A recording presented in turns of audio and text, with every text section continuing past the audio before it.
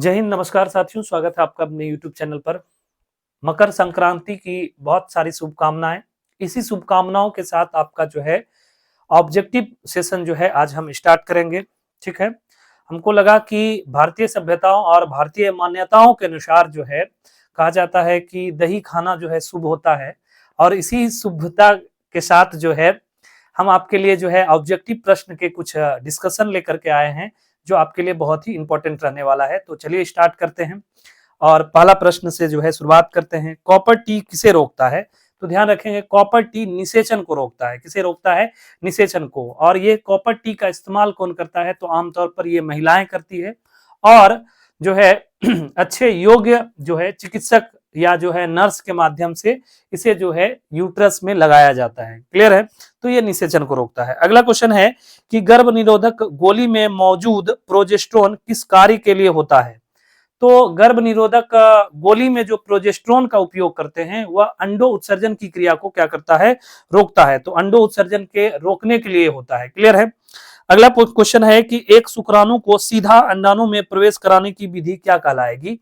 तो एक शुक्राणु को अगर सीधे अंडाणु से जो है अगर क्या कराएंगे? निषेचित कराएंगे, फर्टिलाइज कराएंगे, तो यह विधि कहलाएगी ICSI। क्या कहलाएगी? ICSI कहलाएगी। ठीक है। अगला प्रश्न है कि एमेनियोसेंटेसिस एक प्रक्रिया है। तो आपको बता दें कि एमेनियोसेंटेसिस प्रक्रिया में क्या करते हैं कि एमेनियोटिक द्रव्य, मां के गर्भ से एमेनियोटिक द्रव्य को निकाला जाता है और उसका अध्ययन किया जाता है। किसका? एमेनियोटिक फ्लूइड का अध्ययन किया जाता है। क्यों किया जाता है? ताकि हम पता कर सके कि जो भ्रूण है, एम्ब्रियो है, उस एम्ब्रियो में किसी भी प्रकार की आनुवंशिक बीमारी है या नहीं है। अगर भ्रूण में किसी भी प्रकार की आनुवंशिक बीमारी है, यानी कि जेनेटिक्स डिसऑर्डर है, तो हम उसका एबॉर्शन करवा सकते हैं। अन्यथा उसको अगर ठीक कर सकते हैं तो मां के गर्भ में रहते हुए उसे हम ठीक करने का प्रयास करेंगे, उसका उपचार करने का प्रयास करेंगे। तो एमेनियोसेंटेसिस एक प्रक्रिया है, तो भ्रूण में किसी आनुवंशिक रोग के निर्धारण के लिए, यानी कि भ्रूण में उपस्थित किसी भी आनुवंशिक डिजीज का अध्ययन करते हैं वहां पर। अगला है जननांग समस्या किनके द्वारा फैलने वाला एसटीडी है? एसटीडी जो है यानी सेक्सुअल ट्रांसमिटेड डिजीज कहते हैं। एसटीडी को आमतौर पर क्या कहा जाता है? सेक्सुअल ट्रांसमिटेड डिजीज, यानी कि जो है यौन संबंध के द्वारा फैलने वाले जो है बीमारी। इसमें है होगा आंसर क्या? पेपिलोमा विषाणु, यानी पेपिलोमा वायरस। क्लियर है? अगला है एमिनियोसेंटेसिस द्वारा विश्लेषण होता है, तो एमिनियोटिक द्रव्य का विश्लेषण होता है। किसका होता है? एमिनियोटिक द्रव्य का विश्लेषण होता है। क्लियर है? आगे बढ़ते हैं। कॉपर टी का कार्य होता है, तो निषेचन को रोकने का कार्य करता है। कॉपर टी किसे रोकता है? तो निषेचन को रोकता है। कॉपर टी का उपयोग कौन करता है? तो मादा करती। कहां करता है? तो यूट्रस में इसे लगाया जाता है। चलिए अगला है, एड्स का जो है संचार सबसे अधिक किसके द्वारा होता है? तो लैंगिक संयोग से, यानी कि सेक्सुअल जो है यानी यौन संबंध से जो है ज्यादा जो है एड्स फैलने का खतरा होता है। और एड्स जो है HIV के द्वारा होता है। ठीक है। एड्स जो है, एड्स बीमारी किसके द्वारा होता है? HIV जब आपको हो जाएगा तो लास्ट स्टेज ही क्या होता है? एड्स होता है। और ये ज्यादातर यौन संबंध, और चूंकि एड्स भी जो है यौन संबंध यानी कि STD बीमारी है, यानी कि यौन संबंध के द्वारा फैलने वाली बीमारी है। चलिए आगे बढ़ते हैं। बहुत ज्यादा डिस्कशन नहीं करेंगे, क्योंकि जो है डिस्कशन ज्यादा होने के बाद जो है वीडियो लंबा हो जाता है और अपलोड करने में थोड़ा सा दिक्कत आती है। तो चलिए आगे बढ़ते हैं। निम्नलिखित में से कौन सबसे सुरक्षित गर्भ निरोधक विधि है? तो बांध्याकरण सबसे जो है क्या होता है? सुरक्षित गर्भ निरोधक जो है विधि है। इसमें बांध्याकरण में क्या होता है? पुरुष भी नसबंदी कर सकता है और मादा भी नसबंदी कर सकती है। पुरुष नसबंदी को वासेक्टोमी कहा जाता है, नर नसबंदी, और मादा जो है फैलोपियन ट्यूब को जो है काट करके बनवाती है, इसीलिए इसको ट्यूबेक्टोमी भी कहा जाता है। तो मादा नसबंदी ट्यूबेक्टोमी और नर नसबंदी को जो है वासेक्टोमी कहते हैं। आगे बढ़ते हैं। निरोध है, तो नर कॉन्डोम का जो है मशहूर ब्रांड ये निरोध ही है। कॉन्डोम का इस्तेमाल क्या करते हैं? यानी कि गर्भ निरोधक के रूप में इस्तेमाल करते हैं, और इस कॉन्डोम में जो है मेल और फीमेल दोनों भी इस्तेमाल कर सकती है। ठीक है। तो ये एक निरोध का जो है क्या है? उदाहरण है। जन्म नियंत्रण के लिए कौन सी रासायनिक विधि का उपयोग में ला सकते हैं? तो जेली क्रम का भी उपयोग कर सकते हैं। ठीक है। कुछ केमिकल्स के बने जेली क्रीम आते हैं, तो उसका भी उपयोग हम कर सकते हैं। ठीक है। उसके बाद कौन सा यांत्रिक तकनीक ग्रीवा के ऊपर जो है गर्भधारण को रोकने के लिए जो है लगाया जाता है। तो यांत्रिक विधि, इसमें यानी किसी यंत्र को लगाना है और कह रहा है कि ग्रीवा के ऊपर, ठीक है, ग्रीवा के ऊपर गर्भधारण को रोकने के लिए, यानी कि प्रेग्नेंट ना हो इसके लिए रोकने के लिए हम डायफर्म का इस्तेमाल कर सकते हैं। किसका इस्तेमाल कर सकते हैं? डायफर्म का कर सकते हैं। इसके अलावा एक गर्भ निरोधक गोली अंडो उत्सर्जन को किस प्रकार के रोकता है? तो FSH, ठीक है, FSH एवं LH स्राव को रोककर, यानी FSH हार्मोन है और LH हार्मोन है, इन के सिक्रेशन को रोक करके जो है गर्भ यानी प्रेगनेंसी को रोका जा सकता है। तो आगे बढ़ते हैं। अगला प्रश्न है अवरोध तकनीक का प्रयोग जन्म दर के नियंत्रण के लिए कौन सा है? तो अवरोध तकनीक यानी कि अवरोध उत्पन्न करना है तो आप कॉन्डोम का भी इस्तेमाल कर सकते हैं। वेजाइनल जो है कुछ बने हुए उपकरण आते हैं वो, और डायफ्राम, इनमें से सभी इन तीनों का इस्तेमाल कर सकते हैं। शरीर के किस हिस्से में शुक्राणु नाशक द्वारा जो है शुक्राणु को मारा जाता है? तो ध्यान रखना है कि शुक्राणु को योनि में भी मार सकते हैं और ग्रीवा में भी मार सकते हैं, योनि में भी मार सकते हैं और जो है ग्रीवा में भी मार सकते हैं। अगला प्रश्न है जायगोट जो है इंट्राफेलोपियन ट्रांसफर यानी कि ZIFT तकनीक द्वारा जो है जायगोट को कितने ब्लास्टोमियर अवस्था में जो है स्थानांतरित किया जाता है? तो 8 जो है ब्लास्टोमियर्स तक जो है लेकर जा सकते हैं जायगोट इंट्राफेलोपियन ट्रांसफर के द्वारा। अगला है निम्नलिखित में से कौन सा यौन संचारित रोग है? तो सिफिलिस, गोनोरिया, ये यौन संचारित रोग है, जबकि एड्स भी क्या है? यौन संचारित रोग है।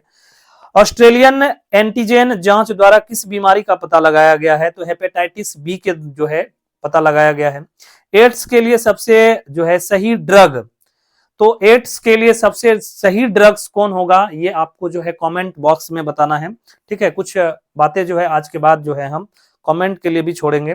बांध्याकरण जो है कि एक विधि है, तो शुक्रवाहिका को जो है छेदन करके यह एक विधि है। उसके बाद शुक्रवाहिका के अलावे जो है यानी वासेक्टोमी और ट्यूबेक्टोमी दोनों कर सकते हैं। अगर ऑप्शन में दोनों रहे तो दोनों लगाएंगे, ठीक है।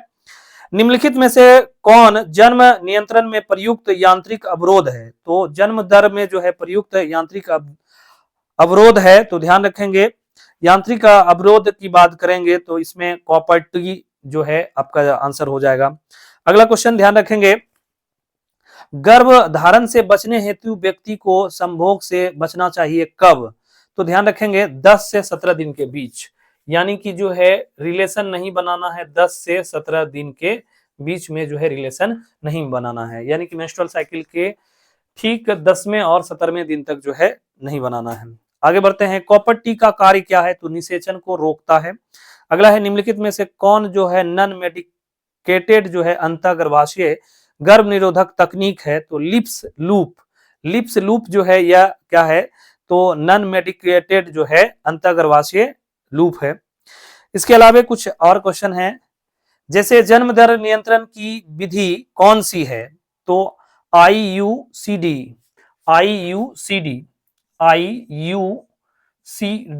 IUCDS जो है ये आपका क्या है? तो गर्भ जन्म दर के नियंत्रण की एक विधि है।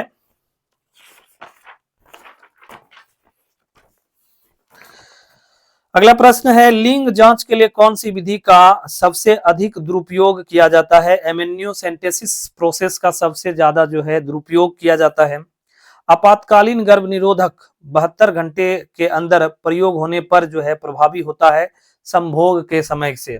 अगर कोई मेल और फीमेल यानी कोई मैरिड कपल या अनमैरिड कपल जो है आपस में रिलेशन बनाए, तो अगर ये फर्टिलाइज ना हो, ठीक है, स्पर्म जो है फीमेल के एग को फर्टिलाइज ना करे, तो इसके लिए कुछ ऐसे मेडिसिन आते हैं जिसका इस्तेमाल आप कर सकते हैं। यानी आप दोनों का रिलेशन जब बना उसके जो है 72 घंटे तक जो है ये वैलिड रहता है। 72 घंटे के बाद अगर उस दवाई को आप इस्तेमाल करते हैं तो आपका जो है वह दवाई जो है काम नहीं करेगा, ठीक है।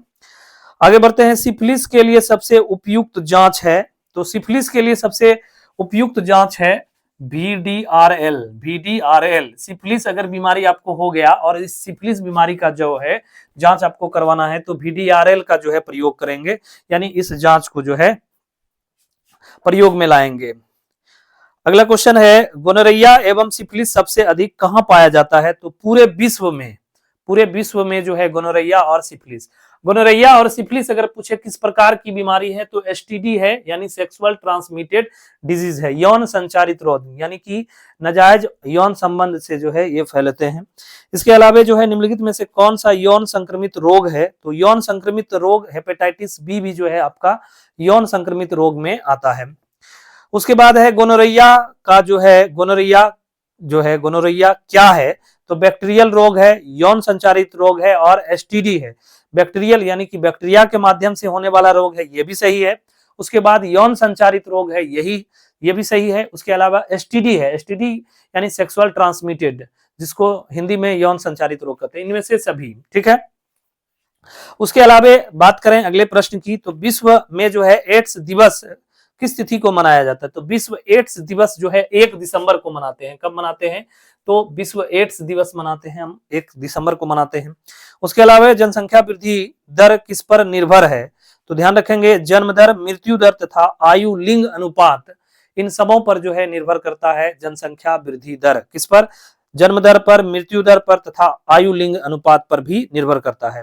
गर्भ निरोधक गोली के अवयव कौन है? तो प्रोजेस्टेरोन। गर्भ निरोधक गोली के अवयव कौन है? तो प्रोजेस्टेरोन हार्मोन। उसके बाद राष्ट्रीय ड्रग रिसर्च संस्थान कहां अवस्थित है? तो लखनऊ में अवस्थित है। कहां अवस्थित है? लखनऊ में अवस्थित है। निम्नलिखित में से कौन सा कॉपर विमुक्त IUDs नहीं है? तो LNG 201, LNG 201, LNG 201 क्या है? तो LNG 201 जो है क्या है? कॉपर विमुक्त जो है IUDs नहीं है। ठीक है। उसके अलावा ध्यान रखना है कि गर्भ निरोधक जो है सहेली, गर्भ निरोधक सहेली मादाओं में एस्ट्रोजन की सांद्रता को बढ़ा देती है एवं अंडो उत्सर्जन को रोकती है। सहेली एक दवाई है जिसे जो है सप्ताह में 1 बार इसको उपयोग में लाया जाता है और आमतौर पर जो है गर्भ निरोधक के रूप में महिलाएं इसे इस्तेमाल में लाती है। तो ये हमारे शरीर में करता क्या है? तो ध्यान रखेंगे महिलाओं के शरीर में यह एस्ट्रोजन हार्मोन की जो है सांद्रता को बढ़ा देती है। एस्ट्रोजन की सांद्रता एवं अंडो उत्सर्जन को रोकता है। तो अंडो उत्सर्जन को आने से जो है रोकता है और एस्ट्रोजन की मात्रा क्या करता है? यह बढ़ा देता है। ठीक है। अगले प्रश्न पर चलते हैं। शरीर के बाहर होने वाले निषेचन को क्या कहते हैं? तो इन विट्रो